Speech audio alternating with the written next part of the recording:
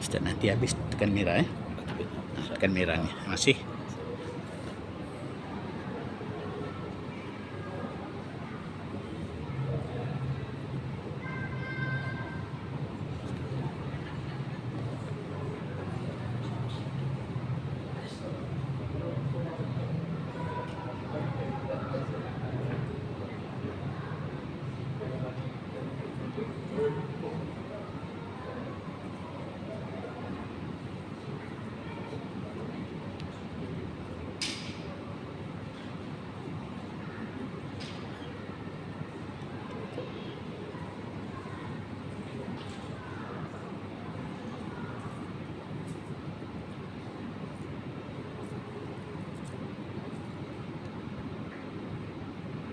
Dalam tutup je.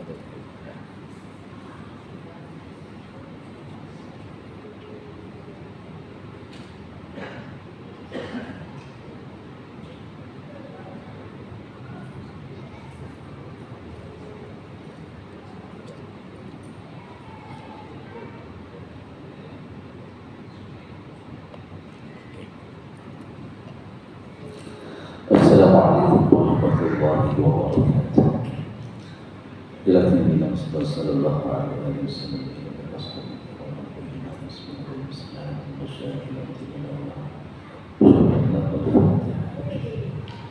أعوذ بالله من الشيطان الرجيم.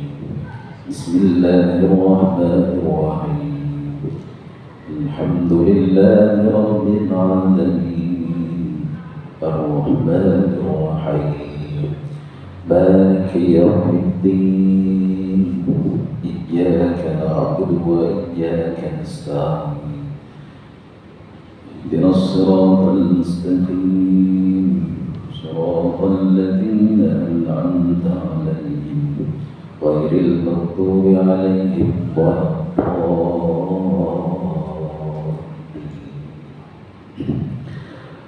إن الحمد لله نحمده ونستعينه ونستهديه ونستغفره ونعوذ بالله من شرور أنفسنا ومن سيئات أعمالنا من يهد الله فلا مضل له ومن يضلل فلا هادي له أشهد أن لا إله إلا الله وأشهد أن محمدا عبده ورسوله اللهم صل وسلم وبارك على سيدنا محمد وعلى آله وأصحابه أجمعين أما بعد. Al-Fadhil Imam Bilal Barisan Pimpinan Masjid Ibu ayah-ayah muslimin muslimat yang rahmati Allah. Alhamdulillah, kita ucapkan syukur kepada Allah Subhanahu wa taala pada malam yang berbahagia ini.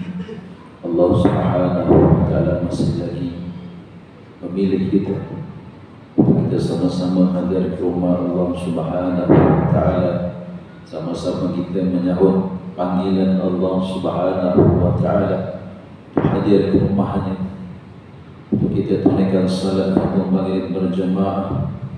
Dan mudah-mudahan Allah Subhanahu wa taala sentiasa memilih kita untuk terus kita istiqamah dalam kebaikan sampailah kita kembali ke rahmatullah. Hadirin muslimin muslimat yang dirahmati Allah Subhanahu wa taala, betapa beruntungnya kita kerana Allah Subhanahu wa taala masih lagi memilih kita untuk kita terus berada di atas muka bumi Allah Subhanahu wa taala dalam keadaan kita masih lagi dipejamkan nafas, masih lagi kita diberikan nikmat makan minum. Alhamdulillah, masih lagi kita diberikan pelbagai nikmat daripada hujung kaki sampai hujung kepala kita, daripada kita bangun tidur sampai kita tidur kembali, dan tidak lain tidak bukan semuanya adalah semata-mata untuk Allah Subhanahu wa taala nak melihat siapakah di kalangan hamba-Nya yang baik amalan. Dia berdua ayyukum ahsanu amalan.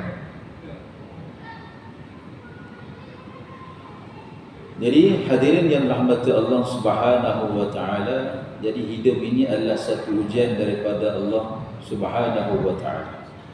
Jadi beruntunglah mereka yang berjaya menghadapi ujian ini. dengan segala macam kurniaan, nikmat yang Allah beri, maka dia gunakan untuk menunaikan perintah Allah Subhanahu wa taala, untuk dia menggandakan amal ibadahnya kepada Allah Subhanahu wa taala. Dan mudah-mudahan kita lah termasuk di kalangan hamba Allah Subhanahu wa taala yang sedemikian, yang memudahkan segala kurniaan nikmat yang Allah taala limpahkan kepada kita, untuk semakin kita menghambakan diri kita kepada Allah dengan kesempatan masa yang semakin terhad. Dan hakikatnya umur kita semakin pendek, dan hakikatnya kita pasti akan bertemu dengan Allah Subhanahu wa taala. Dan kita pun tak tahu bilakah masa itu akan tiba, dan bila masa itu tiba mata ini terpejam, maka saat itu kita akan nampak, manusia akan nampak kebenaran yang disampaikan oleh Allah Subhanahu wa taala melalui firman, apa yang baginda sallallahu alaihi wasallam sampaikan dalam hadis baginda, semua benar-benar berlaku. Jadi pada saat itu tak ada guna lagi. Jadi mudah-mudahan hadirin yang dirahmati Allah, sebelum kita menyesal dan sebelum kita berada dalam keadaan kerugian yang sangat besar, marilah sama-sama, diri saya, tuan-tuan dan kita semua, untuk terus kita menggandakan amal ibadah kita kepada Allah, gunakan sebaik mungkin kesempatan yang ada. Sebagaimana hari ini kita merancang dalam urusan dunia kita, merancang masa kita nak pencen, masa di hari tua, masa kita masa kecemasan dan sebagainya, kita susun, ada perancangan, ada duit simpanan dan sebagainya. Maka perkara yang lebih utama lagi, untuk perkara akhirat sudah tentu kita kena merancang, buat perancangan yang rapi. Hadirin yang dirahmati Allah, insya-Allah pada malam ini kita akan lanjutkan lagi bicara kita dalam bab yang ke-53 insya-Allah, berkaitan dengan Imamah Al-Uzma, iaitu berkaitan dengan satu tajuk membicarakan tentang pemerintah tertinggi. Siapakah pemerintah tertinggi? Adakah Perdana Menteri? Adakah Yang di-Pertuan Agong? Ataupun khalifah yang telah tertentu? Jadi kita akan lihat perbahasannya pada malam ini insya-Allah. Baik, muqaddimah kita akan lihat sebagai pendahuluan kepentingan pemerintahan dan fungsinya dalam menjamin kestabilan kerajaan dan masyarakat Islam. Jadi kita tak boleh nafikan betapa pentingnya pemerintah. Dan kalau kita lihat sejak zaman berzaman, bermula dengan era baginda sallallahu alaihi wasallam, Khulafa ar-Rasyidin, dan dilanjutkan lagi dengan pemerintahan oleh kerajaan Islam, kita nampak dengan jelas betapa pentingnya pemerintah itu. Dan kita boleh nyatakan secara jelas dan tegas, pemerintah yang kita nak nyatakan adalah pemerintah yang dipegang tampuk pemerintahan itu oleh kuasa ataupun oleh orang Islam itu sendiri. Ini perkara yang sangat penting dan kita akan kupas insya-Allah. Al-Imamatul Uzma, pemerintahan tertinggi, merupakan jawatan agama bagi mengambil alih tugasan kenabian. Jadi sudah jelas pada ayat pertama ini, nampak itu. Pemerintahan yang utama, yang tertinggi ini memang tak boleh nak dipisahkan dengan agama. Dan sebab tu Islam itu memang tak boleh nak dipisahkan.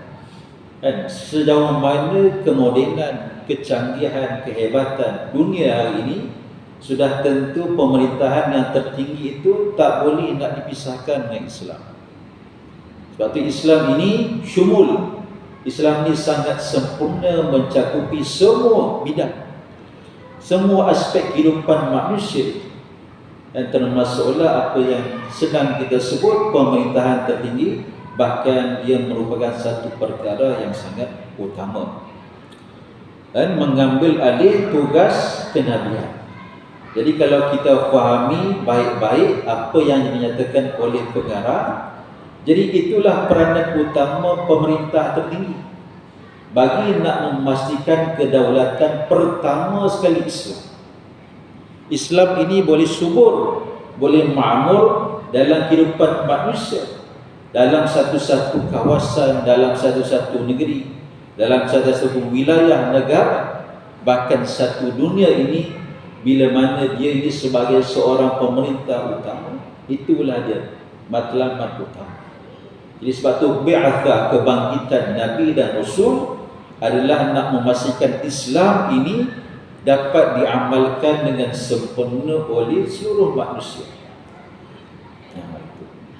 Ini bermakna pemerintah merupakan pengganti khalifah kepada Nabi sallallahu alaihi wasallam. Jadi pemerintah utama ni dia kena lihat siapa? Lihat pengganti Nabi sallallahu alaihi wasallam.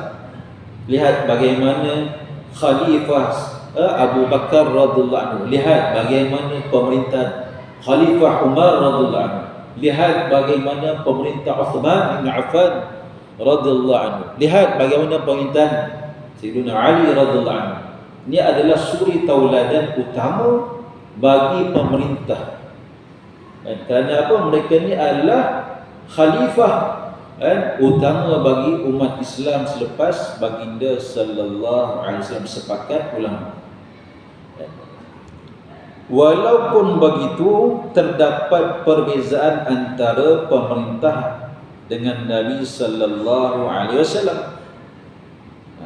Yaitu Nabi sallallahu alaihi wasallam menerima hukum hakam yang wajib dipegang oleh umatnya dalam bentuk wahyu yang diturunkan oleh Allah Subhanahu wa taala. Jelas perkara ini. Jadi Nabi sallallahu alaihi wasallam mendapat pedoman, mendapat bantuan secara langsung dalam nak memerintah, dalam nak menghukum, berpandukan wahyu yang Allah Subhanahu wa taala turunkan. Jadi apa kaedah yang wajib dipegang oleh pengganti, oleh khalifah, oleh para imamatul uzma ini?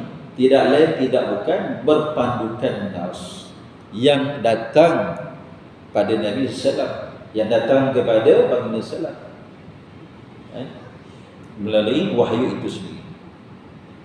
Pemerintah pula menerima hukum hakam itu dalam bentuk nas-nas yang sah daripada Al-Quran dan Sunnah atau ijma' yang disepakati oleh para ulama yang kita sebut tadi lah. Jadi para imamah maka dia kena ikut nas yang jelas daripada Al-Quran, hadis, ijma' ulama.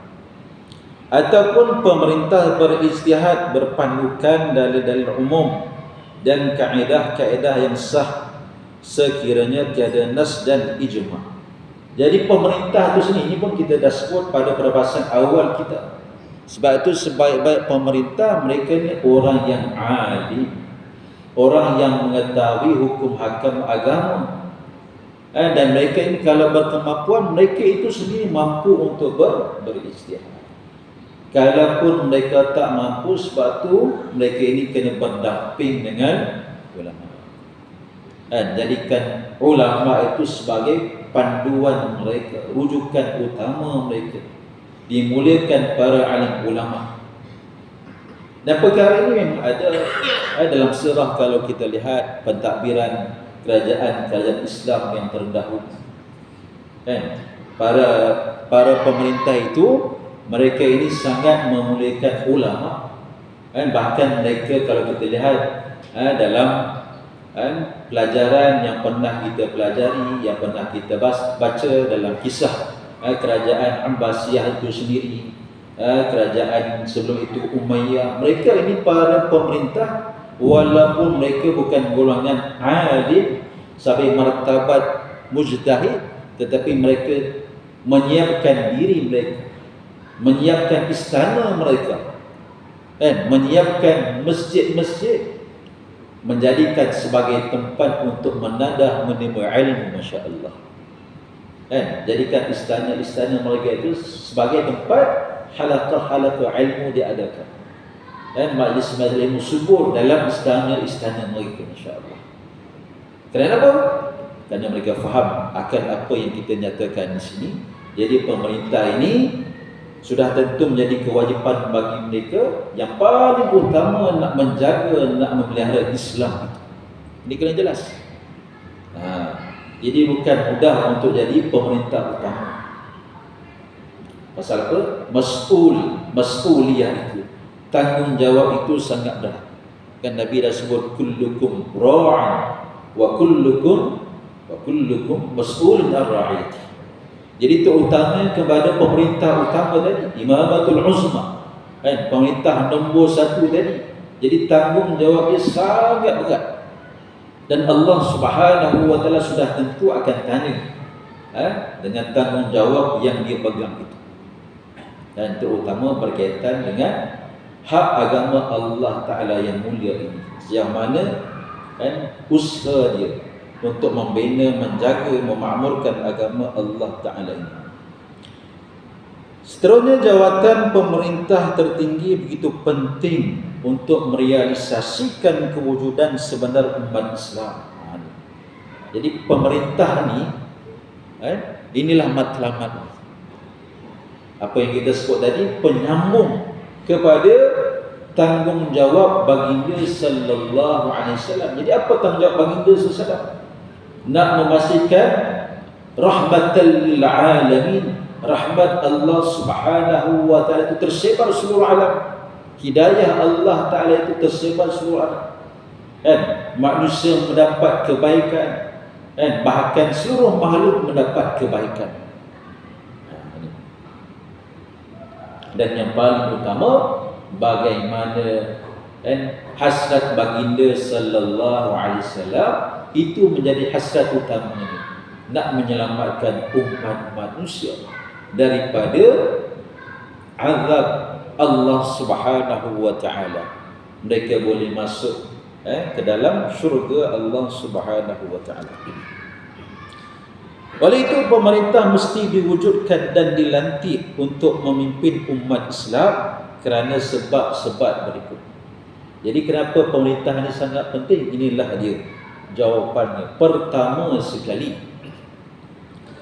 antara tanggungjawab terbesar yang diperintahkan oleh Allah kepada hamba-Nya yang Muslim adalah supaya mereka bersatu dengan cara berpegang teguh kepada agama Allah Subhanahu wa taala dan tidak berpecah atau bertelagah sesama sendiri. Sesuatu umat tidak akan terselamat daripada angkara perpecahan dan pertelagahan melainkan apabila mereka menyerahkan kepimpinan mereka kepada seorang ketua. Jadi nak menyatukan manusia, umat Islam khususnya, maka perlu ada seorang ketua. Jadi perkara ini memang jelas diajar oleh Islam, oleh baginda sallallahu alaihi wasallam. Soal melantik amir ketua ini perlu ada. Dalam permuasafiran Nabi sallallahu pun pesan, lantik seorang ketua. Kena lantik seorang ketua. Contoh musafir 3 orang, seorang tu kena dilantik sebagai ketua.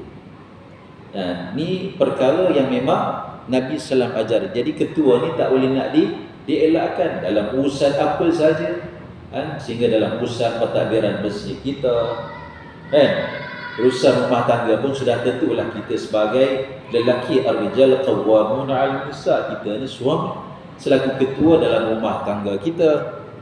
Di sekolah pun ada ketua, di tempat kerja pun ada ketua. Jadi nak menyatukan orang di bawah satu arahan. Jadi nak tak nak, ni antara alasan kenapa kita kena bersatu di bawah seorang ketua. Dan tak boleh ada banyak ketua, kan? Demikian juga ilah Tuhan tu tak boleh banyak, mesti ada satu, kan?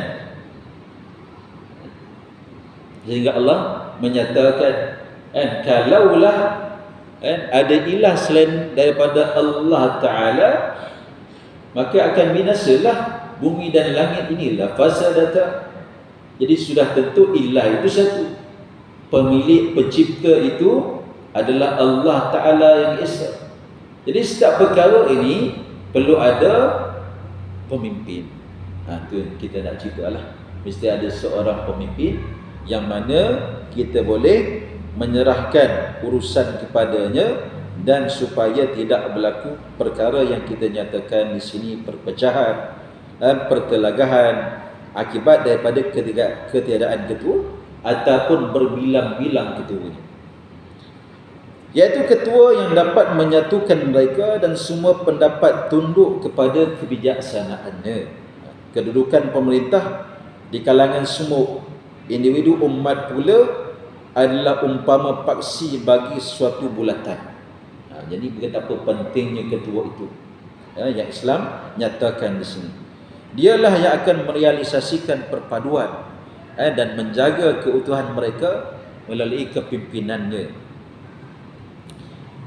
Selanjutnya, jawatan tersebut amat perlu demi kestabilan undang-undang dan keharmonian keadaan. Ia turut dirasai oleh spesies haiwan dan ternakan. Jadi kesannya apa? Itu yang kita sebut.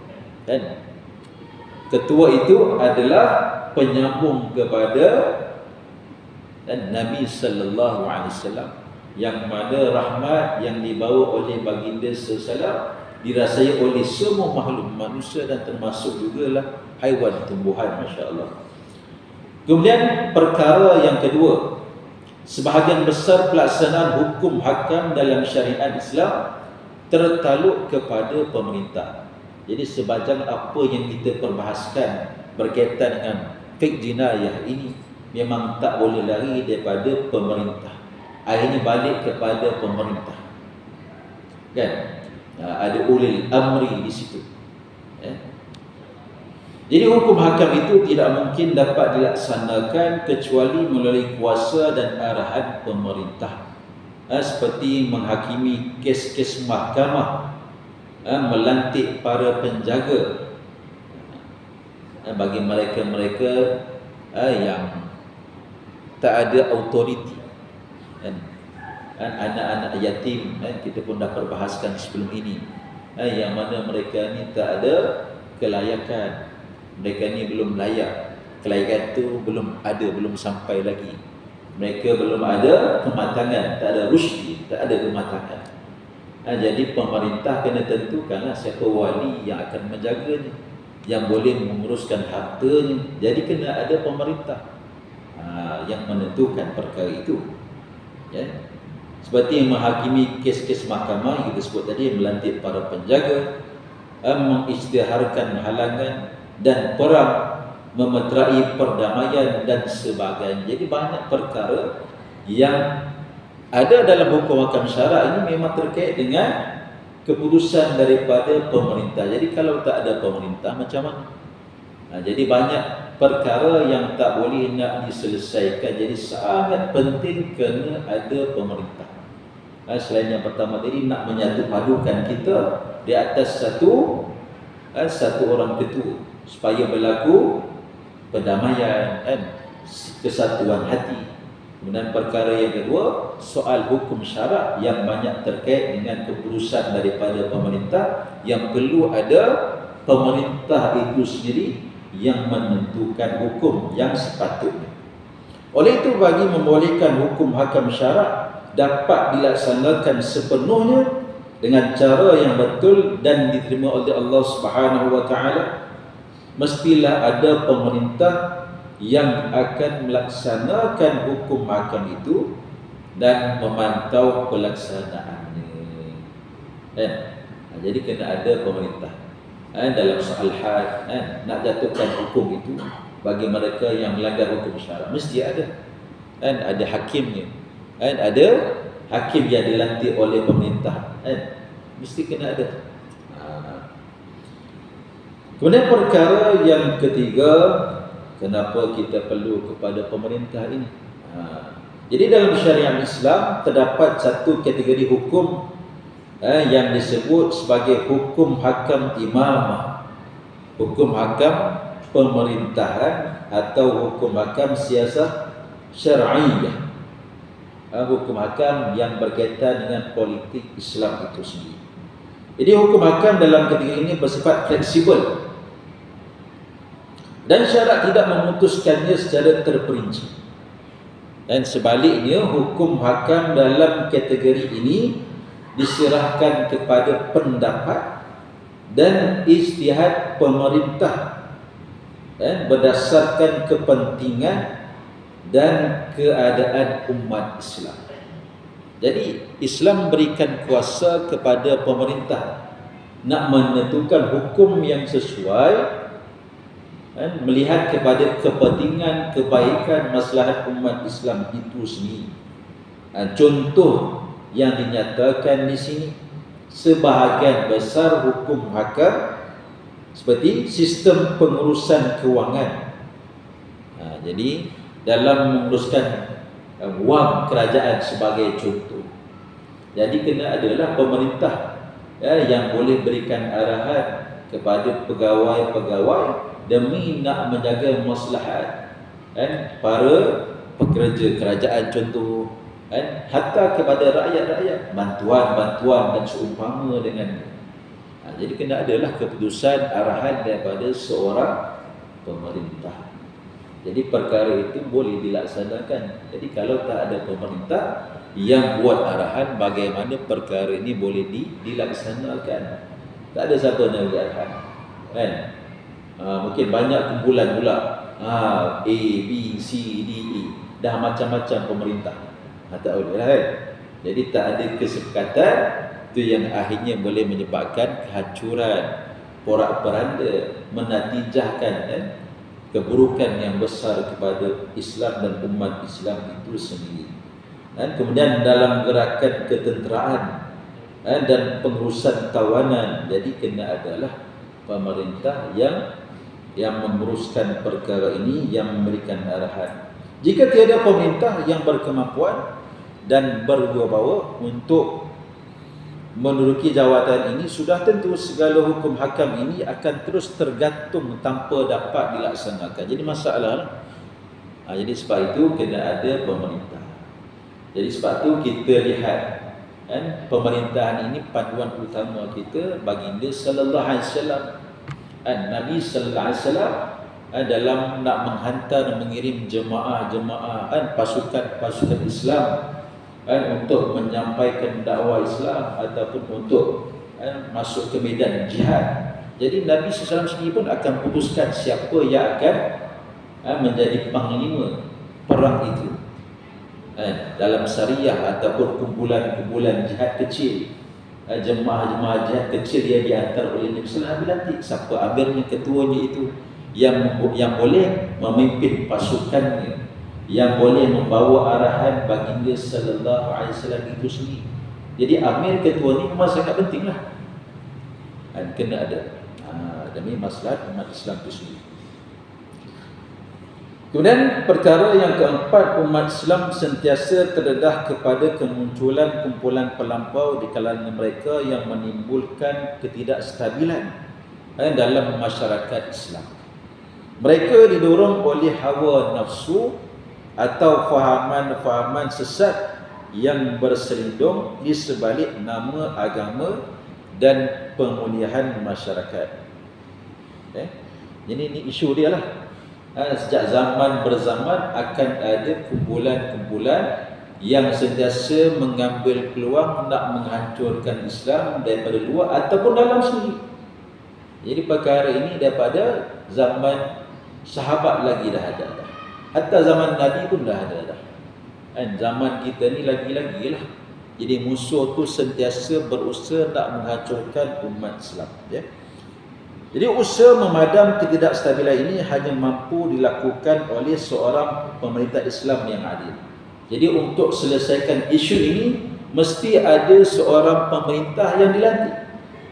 Dan sebab tu dah kita sebut berulang kali, jadi pemerintah itu mestilah mereka yang berpandangan jauh, yang meletakkan Islam itu nombor satu. Pasal apa? Isunya ialah ini, nak memastikan Islam itu sejahtera, selamat. Jadi kalau pemerintah itu fikrahnya, ideologinya tidak Islami, ini bahaya. Jadi sebab itu dalam diri seorang pemerintah yang utama, pemerintah nombor satu ini, mesti ada kefahaman Islam yang mendalam. Cinta Islam yang mendalam itu kena ada. Seperti mana baginda, khulafa ar-rasyidin, para pemimpin kita, kena ada cinta terhadap Islam itu dengan mendalam. Kasihnya pada Islam, tidak berbelah bagi. Ya. Jadi sebab tu bila datang sebarang masalah, fitnah-fitnah, tomahan-tomahan yang menghentam, yang menyerang Islam itu sendiri, dia akan pertama sekali bangun. Bukan orang lain, tak, dia sendiri. Bukan diarahkan orang-orang bawahan semata-mata, tak. Biar orang bawah buatlah, aku relax dulu, tak. Dia dulu. Ini ciri pemerintah utama yang cinta kepada Islam, agama Allah Ta'ala itu, ya.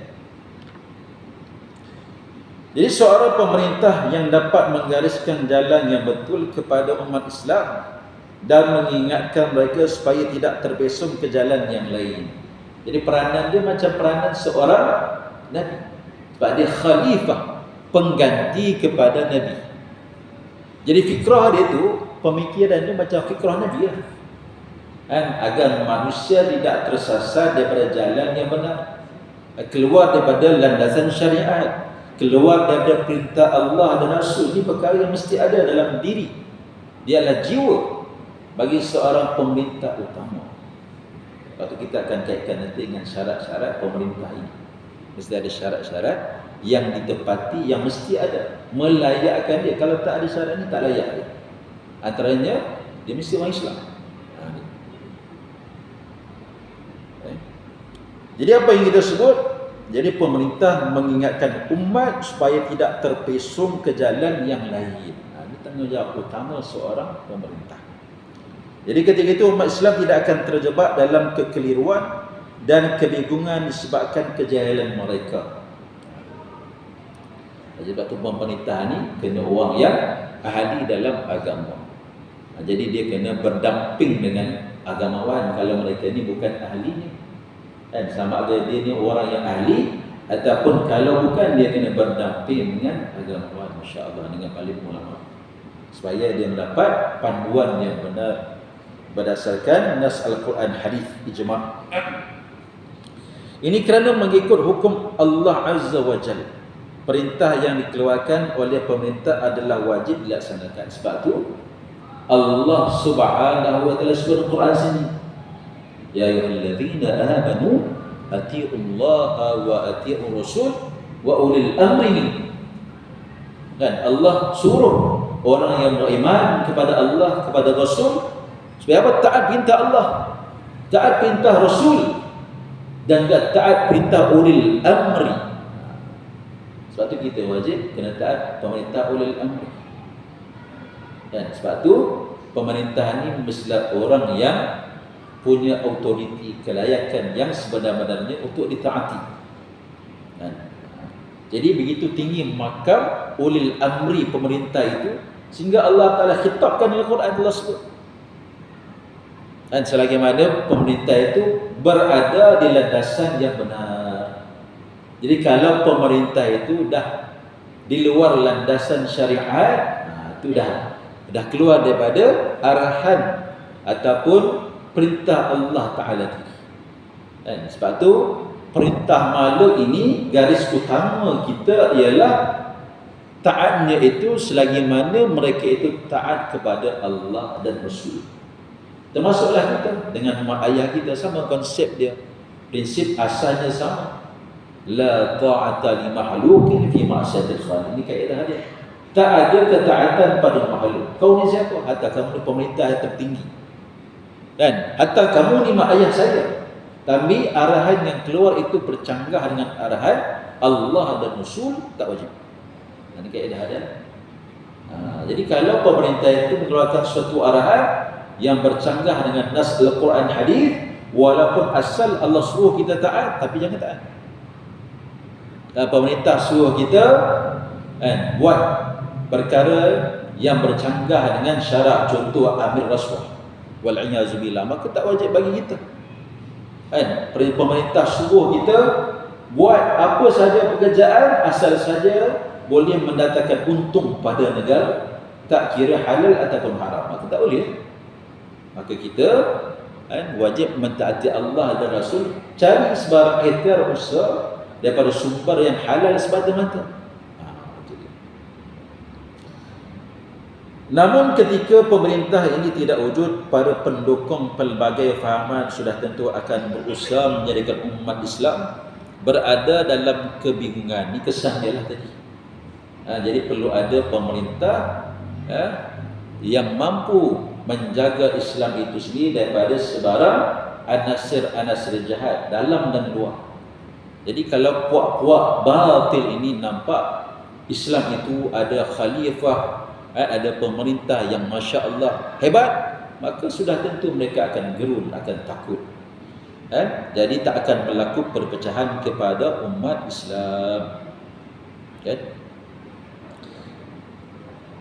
Mereka akan hancur disebabkan pertelegahan dan perpecahan itu. Jadi kalau tak ada pemerintah yang boleh menyelesaikan isu ini, akhirnya apa yang akan berlaku? Islam dan umat Islam itu akan hancur, Masya Allah. Dan ini kalau kita lihat antara da'iyah di antara strategi musuh Islam itu sendiri nak menggulingkan kuasa Islam. Kalau kita lihat sampailah zaman Kesultanan Melayu kita.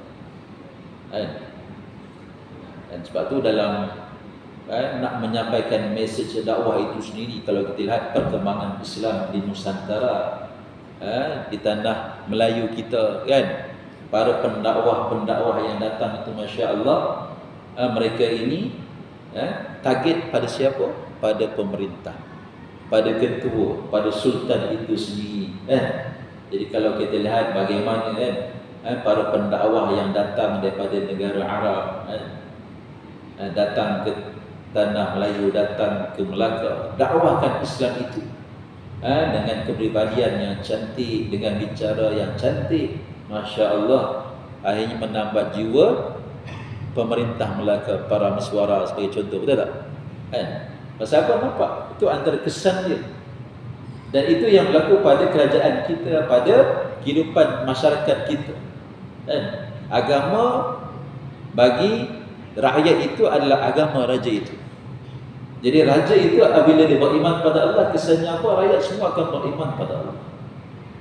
Pun kita nampak kenapa pentingnya di situ. Sebagai tambahan di sini, peri pentingnya ulil amri ataupun imamatul uzma. Jadi kesannya.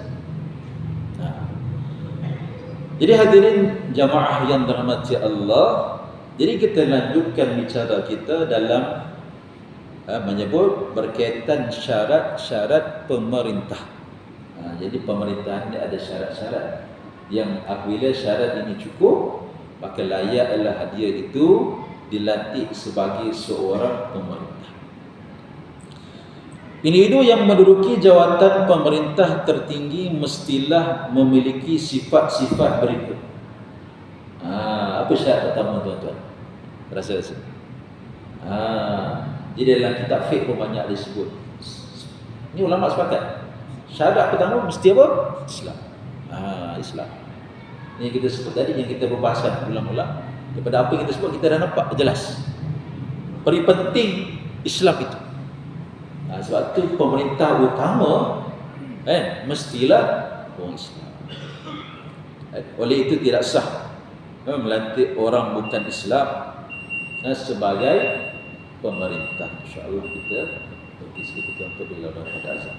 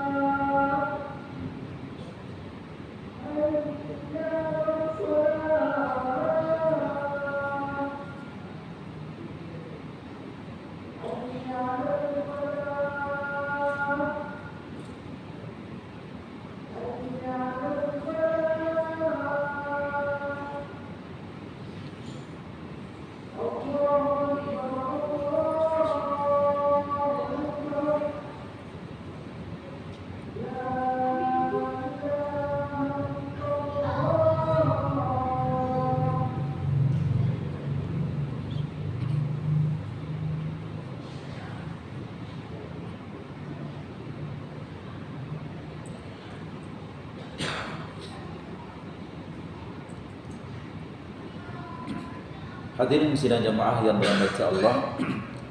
Baik, syarat yang pertama yang kita sebutkan, pertama mestilah Islam. Jadi pemerintah imamatul uzma, pemerintah nombor satu ini mestilah orang Islam. Kan? Kenapa mesti orang Islam? Kita dah sebut tadi. Kan? Kenapa sebab-sebab? Kan?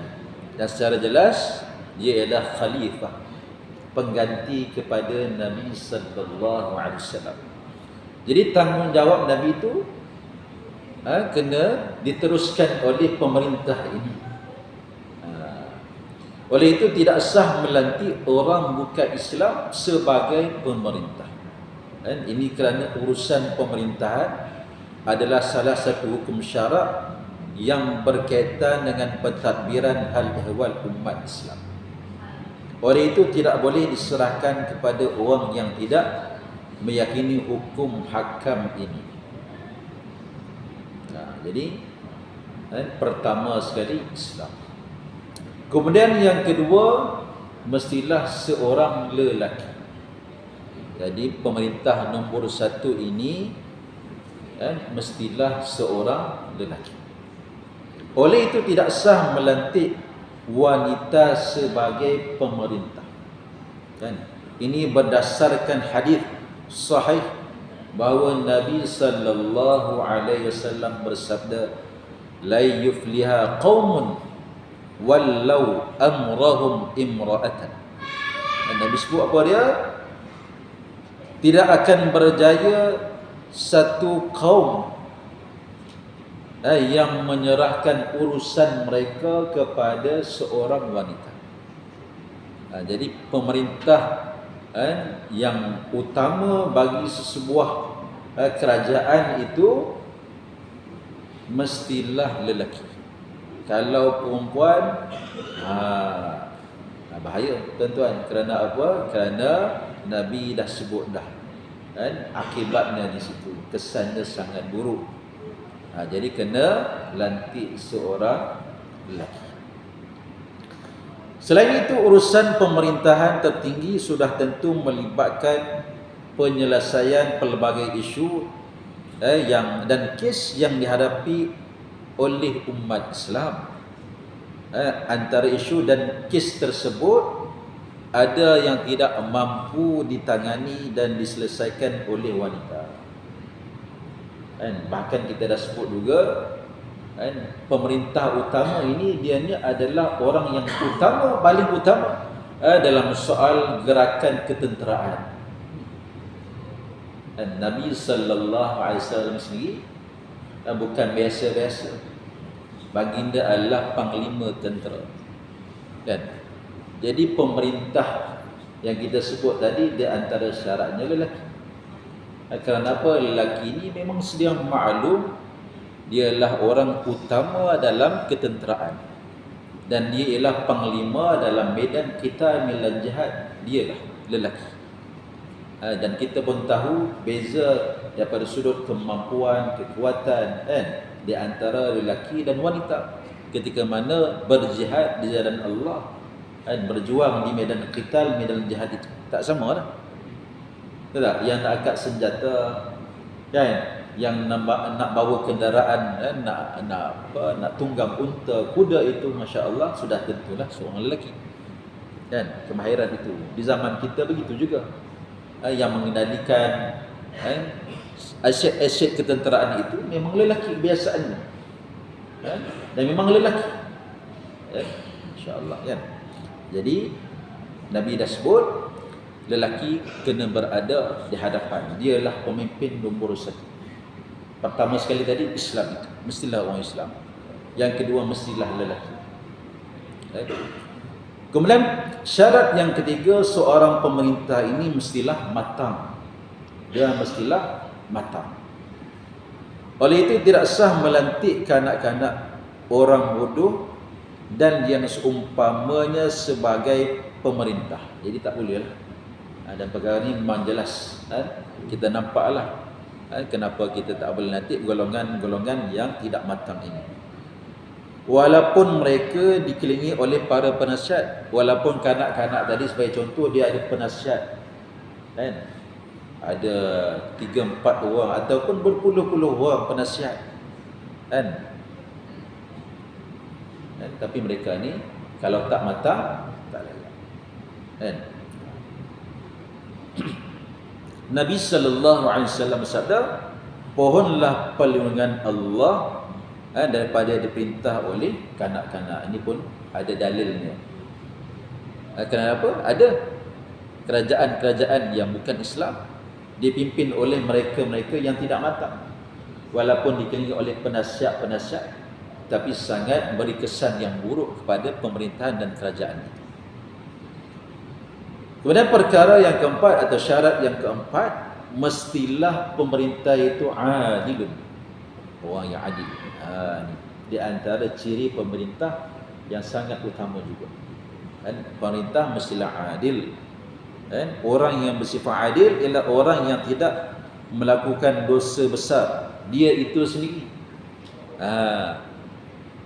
Dia itu sendiri mestilah orang yang tidak melakukan dosa besar, membunuh, berzina, minum arak, makan riba, dan dia juga tidak berterusan melakukan dosa-dosa kecil.